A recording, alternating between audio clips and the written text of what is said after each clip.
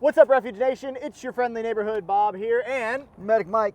And we're here to talk because a bunch of people have been reaching out. They've been saying, hey, Mike, what do you put in your car? You're a paramedic. You were a freaking Marine doc. What are you putting in your vehicle with all these crazy times and the fact that winter's coming? They've been asking me, saying, hey, Bob, what are you putting in your truck these days? So we just wanted to go over how we set up our vehicles a little bit. So we'll take a look at my truck, take a look at Mike's truck, make some suggestions, and you guys take what you will.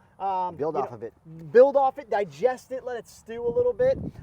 So I'm pretty simple in my truck and how I set stuff up. I always try to have a couple of big things. So obviously I've got a medical kit right here.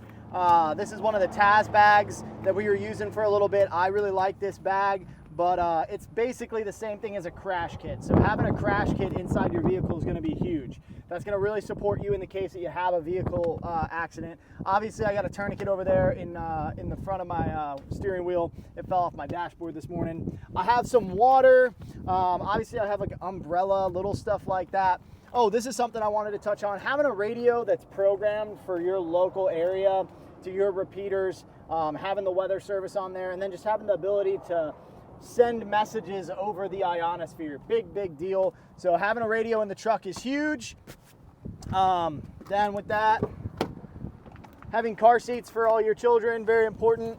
But also I have one of these Arcturus survival blankets. These things are awesome. I pair this with like a wool blanket that's a family heirloom. And that's great for the winter, you know, so that way if I ever had, you know, gotten stranded or anything in that regard, the ability to keep warm is going to be huge. So it's a quick look at what I have. Like obviously I have some toe straps and everything in the back of the truck and a little bottle jack. But I try to keep it simple. I'm never really too far from home. If I'm leaving home, I might take more stuff with me. But let's take a look at Mike's truck and see what he's got. All right, come on down. So, like Bob, I have similar items for my comms. I got my radio right here with local stuff on it. I also have a mobile in there with the big antenna so I can get more wattage. In the back, gotta have gloves. Gotta have gloves. Gotta have gloves. Gotta have gloves. And then the back, I have a bunch of black gloves. I didn't show the that. back here, I have some rope. These are cheapy radios that I use with the wife when we go to Walmart or camping grounds or whatever. Got a fire extinguisher. Got an adventure bag. This is what I carry on me. It's got my sat phone in it and all that kind of stuff. Obviously, you know what that's for. I also have a Taz bag in the back on the other side, like Bob's, just have the extra pieces on it. I also have a first aid kit on the outside.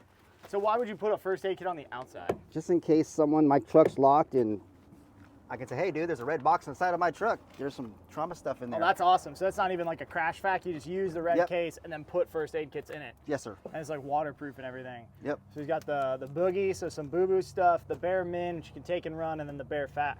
That's pretty awesome right there. And then that's full of water. That's 4 gallons of water. I can hook a hose to this to shower, or you can drink out of it.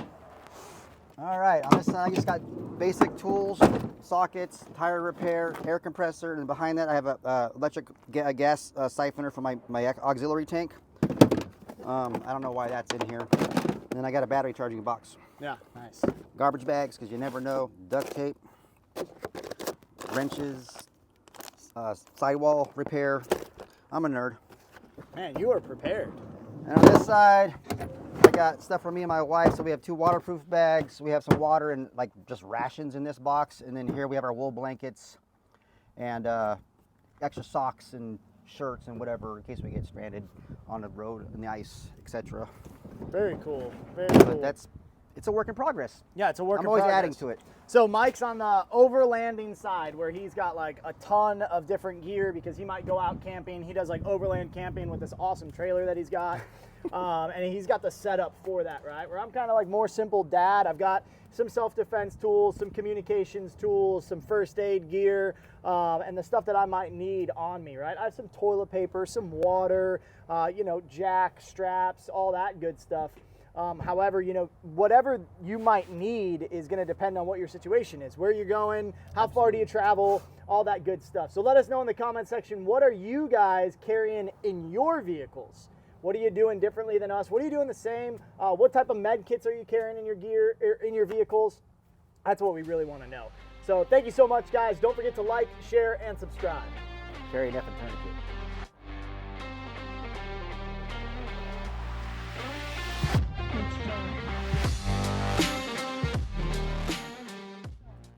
What's up, Refuge Nation? It's your friendly neighborhood Bob, and Mike!